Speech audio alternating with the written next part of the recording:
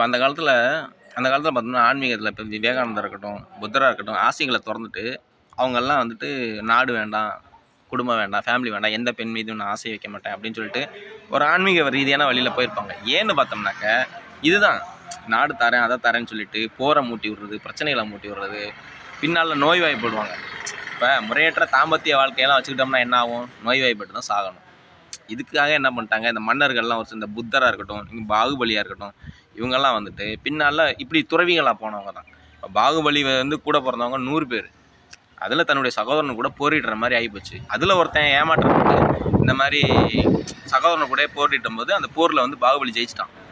இருந்தாலும் அந்த தன்னுடைய சகோதரனுக்கிட்ட ஜெயிச்ச அந்த ஒரு குற்ற உணர்வு, நம்மளுடைய சகோதரனே போரிட்டு ஜெயிச்சிட்டோமேங்கிற ஒரு குற்ற உணர்வு, அதுலேருந்து விடுபட்டு துறவியாக போனவன் தான் பாகுபலி. புத்தர் வழியில் போயிட்டான் பாகுபலி. பாகுபலி வரலாறுலாம் நம்ம